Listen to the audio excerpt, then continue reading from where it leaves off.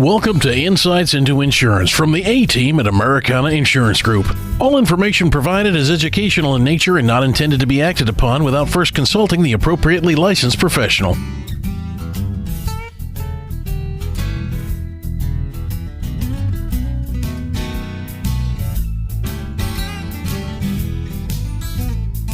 It's a Saturday morning, and that means it's time for Insights into Insurance with Americana Insurance here on KATE. Tom Sorenson is with me, and Tom, it's good you could be back in the studio this morning. You were under the weather last week, so we did rerun a program. Yes. And hopefully you're feeling much, much better. We did rerun a program, but what we call it in the business is the best of, Mike. We had a best of program. Show. Yeah. I believe it was the Active Shooting with Active Rich Hall. Shooting with, okay, and so, yeah, that's the one that we did the best of, or the rerun of, and so, I was under the weather and just couldn't make it, and nothing worse than a good old sinus infection in the summer, you know. Yeah, it's brutal, but yeah, you're looking better on this Saturday, and hopefully. Well, like I say, I always look good for being on the radio. Yes, you do.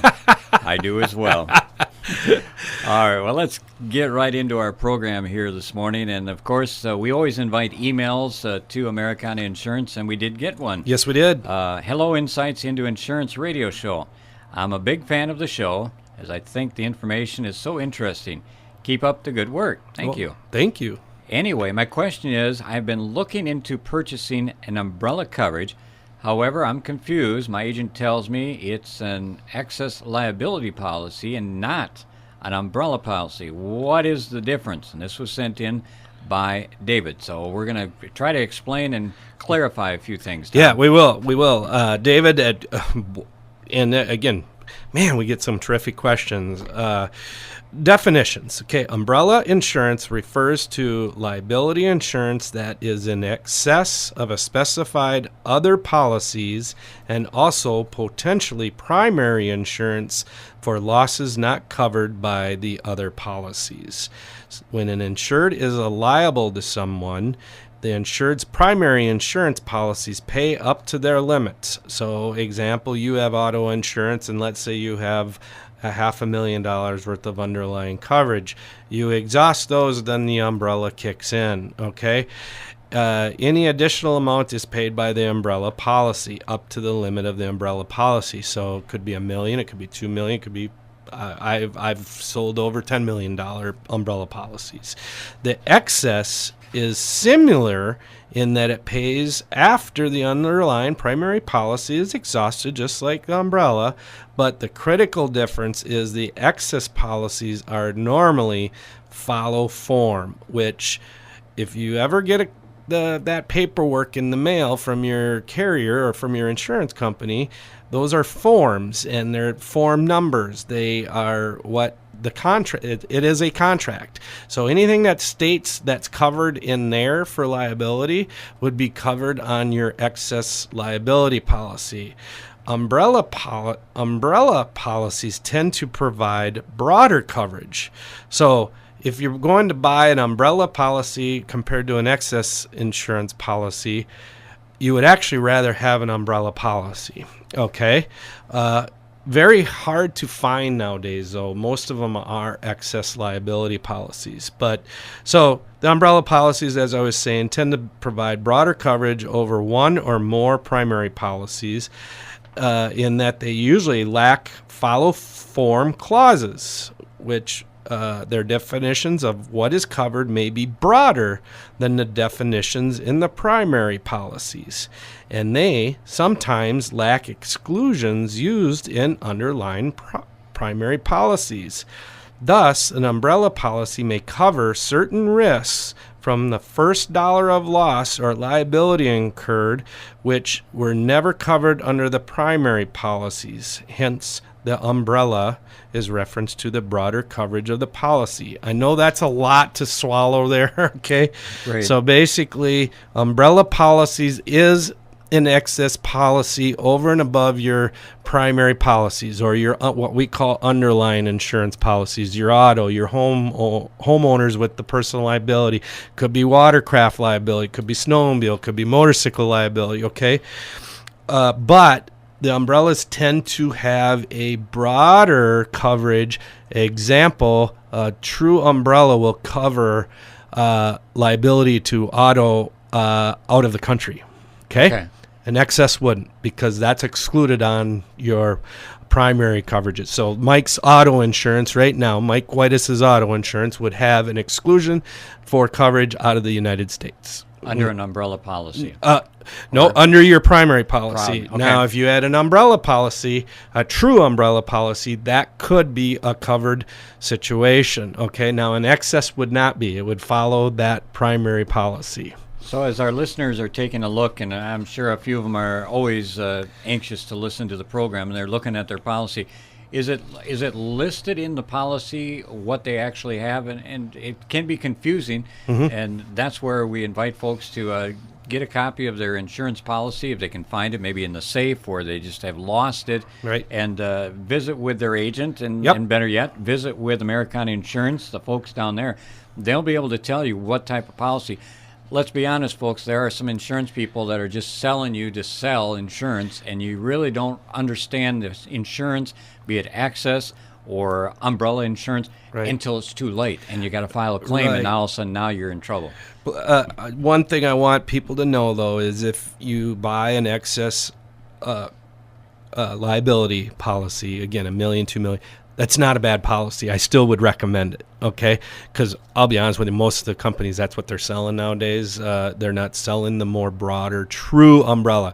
And sometimes us agents, and I'm guilty of it too, will call excess liability policies umbrella policies just because we've been trained muscle or brain memory trained of saying that word, and now it's changed. So again, just find out if it's a true umbrella or not. You know, again, if you're gonna head overseas and you're gonna get use an auto over there, find out what the coverage is. You know, things like that. Always call your agent. Okay. I think of the umbrella, Tom, and when you brought this in this morning, I kind of looked at it and I'm thinking, umbrella. Well, that's traveler's insurance. Yeah, right, folks, will exactly. Well, and it's not the company. No, it is a policy. It is a policy. Yes, absolutely. Yep. So hopefully we were able to answer David's question on the email, and we always invite folks to email those questions in because this was a really good one. And as we've said numerous times, we're putting those puzzle pieces together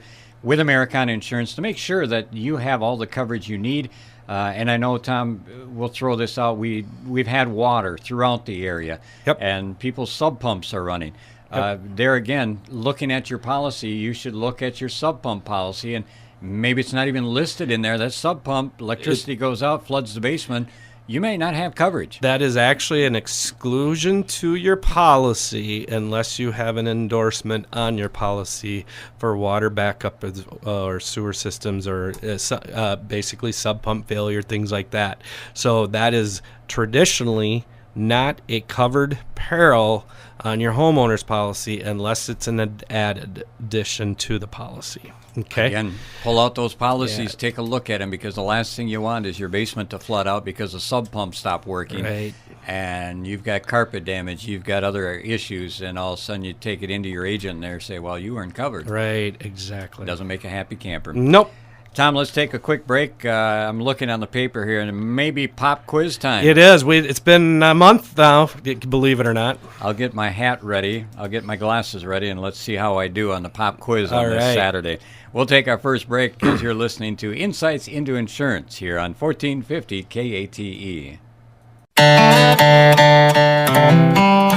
got that new home edition and you're keeping it covered. Brad, I can help with coverages. Man-to-man coverage, zone coverage, combo coverage. I don't know, Peyton. I was thinking the types of coverages that your Nationwide agent offers. Oh, like home, auto, business, life, farm, boat, your tour bus. Products availability varies by state, agent, and other factors. Nationwide Mutual Insurance Company, Columbus, Ohio. For all your many sides, there's Nationwide. Call Americana Insurance Group at Albert Lea in Wells today.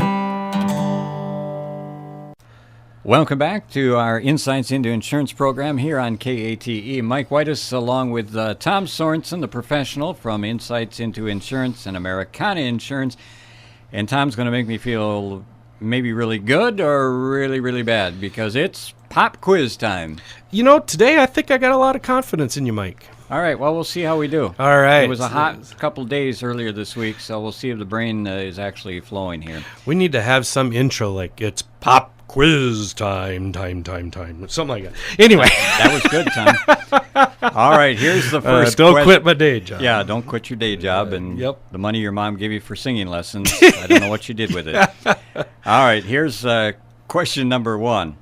I'll read the question. Tom will read the possible answers, and then I'll try and do my best. Yep. When should a general liability claim be submitted to the umbrella or excess liability carrier? And the potential answers are A, you should only submit if you know the claim will be more than the limit provided on the underlying policies. B, you should only submit if you believe the underlying liability policy has an eroded aggregate. C, submit the claim only if the insured has asked you to submit it to the umbrella or excess carrier. Or D, always submit the claim to an umbrella or excess carrier. Too many claims get denied due to late reporting. You can file the claim with excess as a notice only at this time. I'm going with the last one because I've run into this before. Always submit the claim to the umbrella or excess carrier. That's right, Mike. 1 for 1. Yes. Don Pardee. And I'm going to give an example right now. We actually have this going on. We had an individual that is a trucker, and he was involved in a accident where there was a fatality, where he hit somebody and a fatality, and horrible. Okay, feels horrible, but even though that he was driving for a company, he actually submitted a claim under his umbrella also, just for potential for any type of personal liability coverage. You just don't know what's going to happen through that whole. It's going to probably take years to settle, okay? But there could be some type of potential that comes back under the umbrella. Rather be safe than sorry at Absolutely. the end. Anytime you have a question about should I file a claim, Right. give your agent a call. And what happens if you don't end up submitting that claim, and all of a sudden 3-4 years out from now there is a claim against you personally, and then you say, oh, well, I need to submit this to my umbrella. Umbrella is going to say this happened 3-4 years ago, and they're going to deny the claim because of insufficient time for them to be able to help defend the situation. And it kind of goes in the workplace too. Under a work comp, for example, there's a certain time period. If you have an employee that actually hurts themselves on the job, you should always, no matter if they say they're okay or not, that first injury report is very important. Absolutely, it is. And I